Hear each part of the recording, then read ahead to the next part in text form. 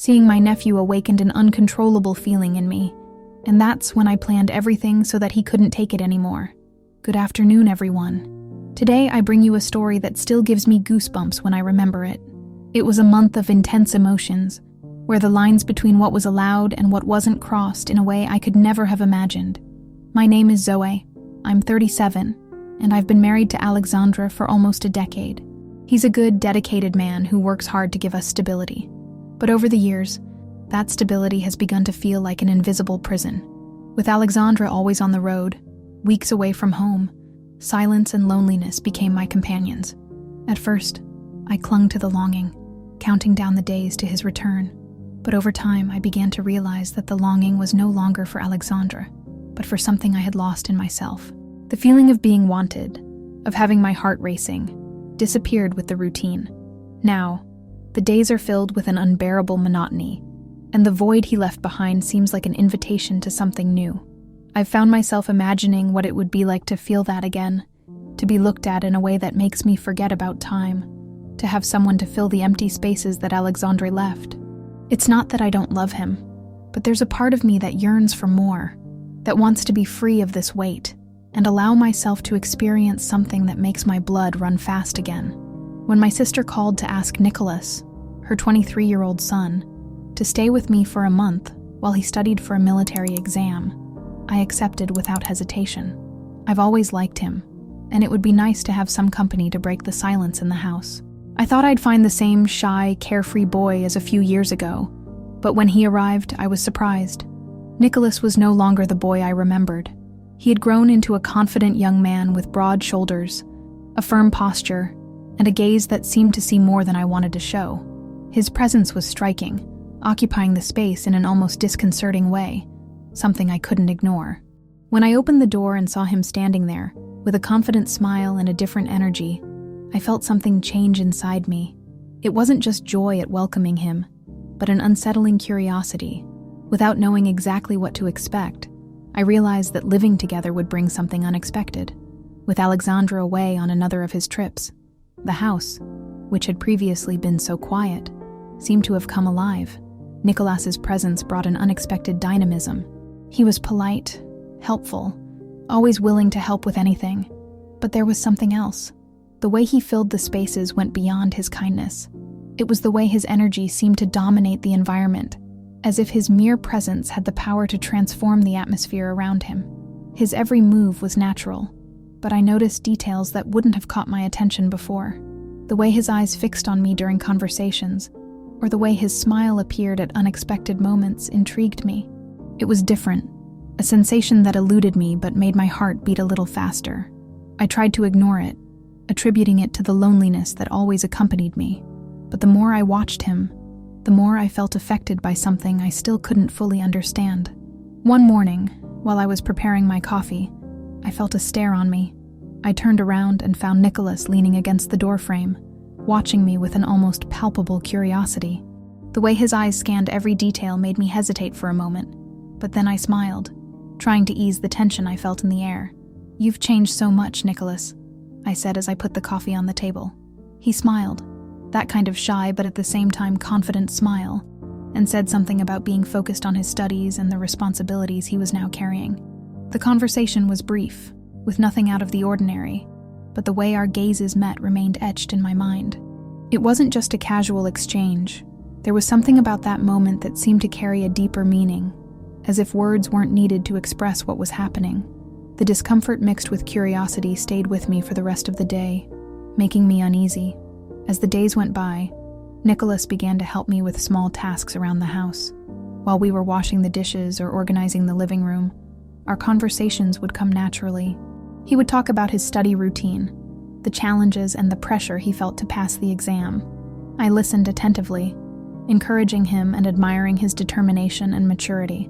What began as casual interactions took on a different tone. Each shared task seemed to create an invisible bridge between us. There was something comforting about the way our words fit together, as if we were in a subtle dance. He knew how to make me laugh at banal situations, and I found myself staring at him for longer than I should have. Without realizing it, these moments together began to create a climate of complicity. It wasn't just the gestures or the words, but the feeling that, even in silence, something bigger was building in the space between us. I tried not to think too much about it, but the connection was there, impossible to ignore.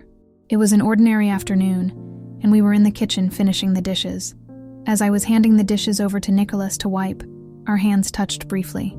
The touch was quick, almost accidental, but the heat that ran through my body was immediate, taking me by surprise. I tried to disguise it, concentrating on the words I chose to fill the silence. "You're so focused on your studies," I commented, smiling in an attempt to ease the tension that seemed to hang in the air. He smiled back, that discreet smile, but loaded with something I couldn't quite decipher. His eyes stayed on mine for longer than usual, as if there was a silent conversation going on between us. That moment, so simple, took on an intensity I hadn't expected. I tried to convince myself that it was just my imagination, but as he wiped the dishes, I felt that something had changed, even if neither of us dared to put it into words. That afternoon, the gentle breeze made the balcony the perfect place to chat. Sitting side by side, we watched the sky as it began to turn orange. At first, the conversation was light, but gradually Nikolas opened up in a way that surprised me.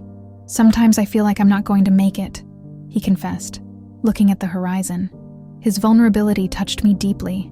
I realized how much he carried the weight of the expectations and pressure he put on himself. "You have so much potential, Nikolas," I replied, intending to encourage him. "You just need to believe in yourself more. We all face doubts, but they're what drive us forward." He turned his face towards me and smiled, a smile that mixed gratitude with something else I couldn't identify. Our conversation was deeper than any other we'd ever had.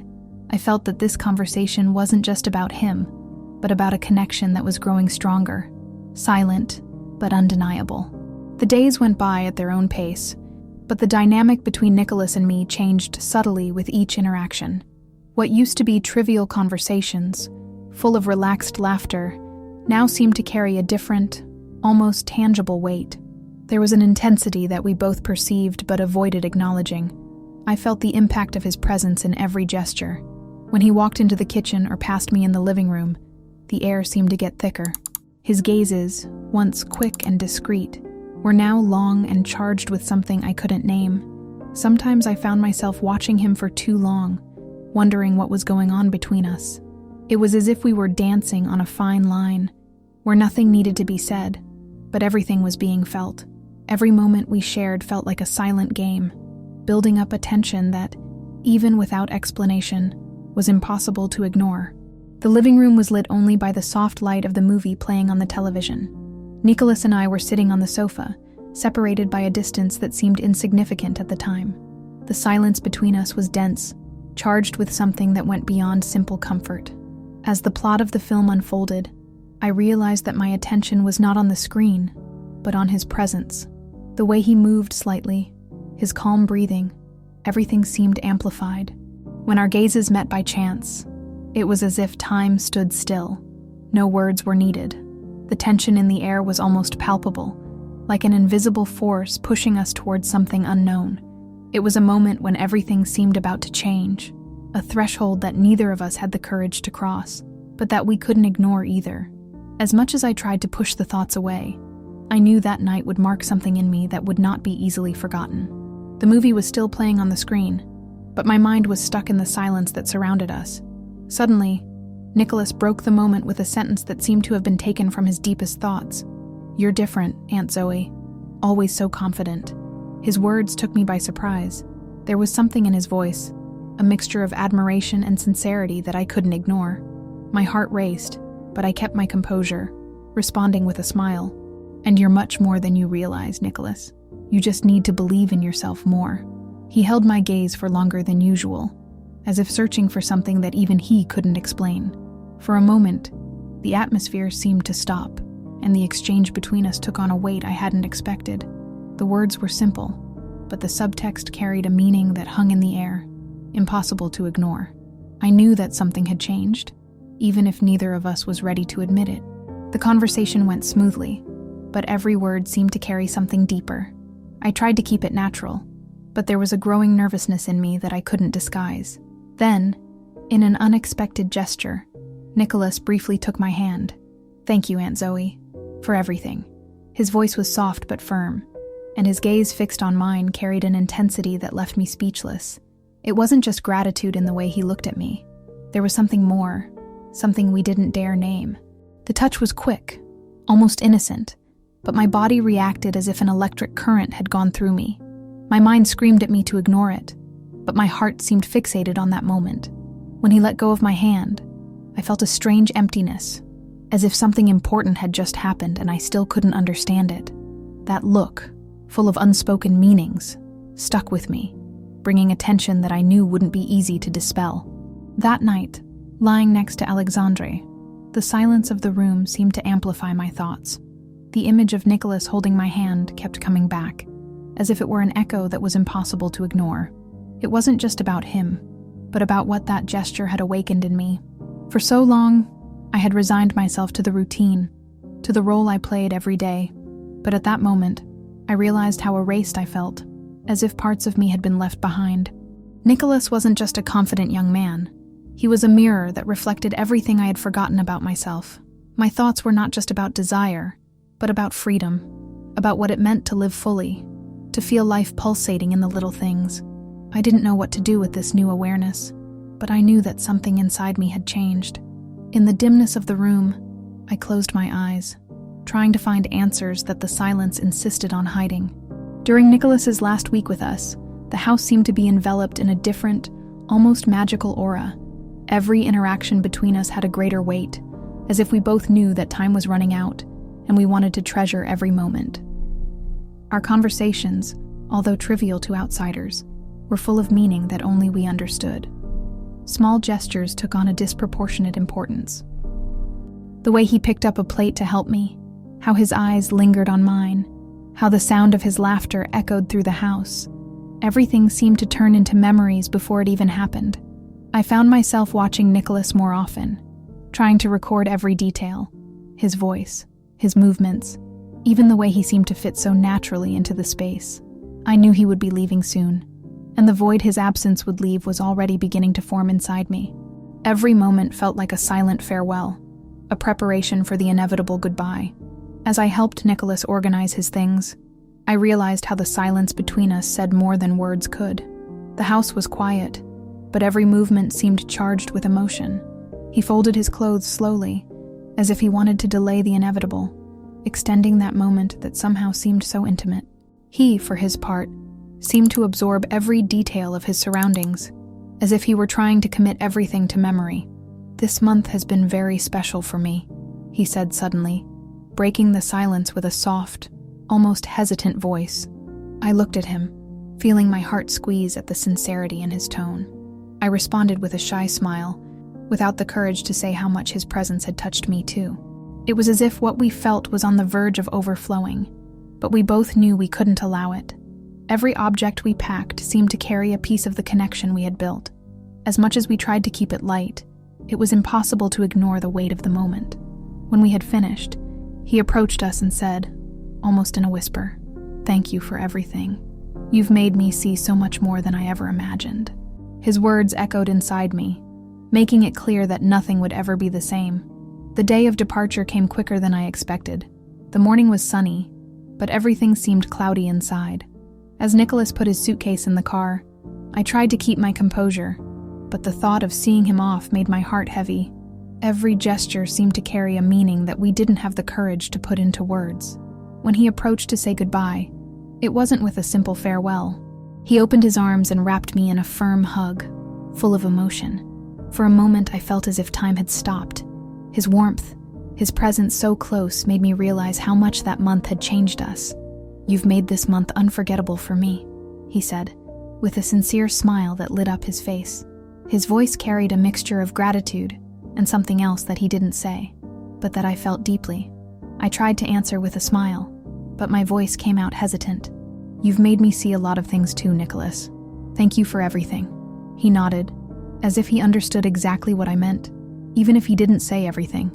When he got into the car and waved out of the window, I stood there, watching him go. The emptiness left by his absence made me realize that, although his stay had been brief, he had left deep scars that would never disappear. After Nikolas left, the silence in the house seemed deeper than ever.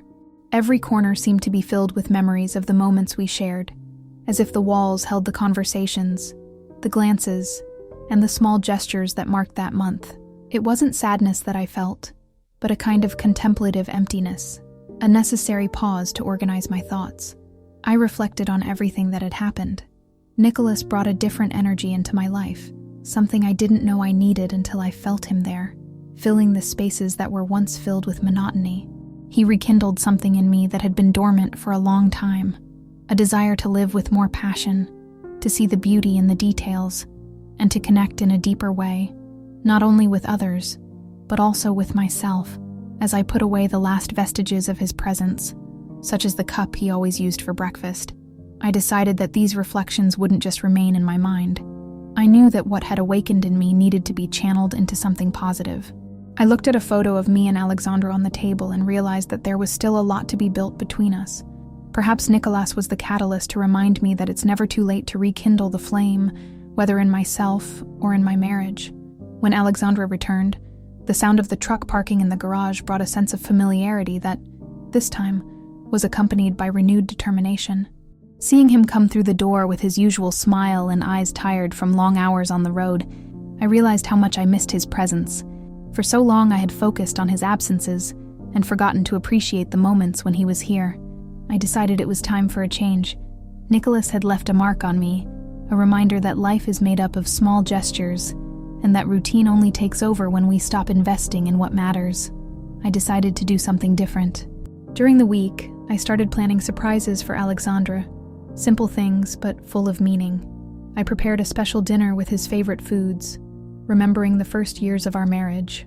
I put on some music that we used to listen to together, and I felt that he understood my efforts. As we ate dinner, I looked at him in a way I hadn't done for a long time. He wasn't just the man who supported our household. He was the person I chose to share my life with. We talked about his travels, his dreams, and even future plans that we had put aside. I didn't mention Nikolas, nor did I need to. He wasn't the focus, but the impulse that made me see how much there was still to explore in our marriage. Alexandre held my hand at the end of dinner and smiled, saying that he missed those moments. My heart warmed. The connection I thought was lost hadn't disappeared. It was just waiting for us. Have you ever found yourself in a situation that turned your world upside down, forcing you to look at your choices through new eyes? Have you ever felt that whirlwind of emotions that makes you question who you are and what you really want out of life? Share your experiences with me in the comments. I want to know how you dealt with those moments when heart and reason seemed to fight each other. Was it easy to make a decision, or did doubts continue to accompany you?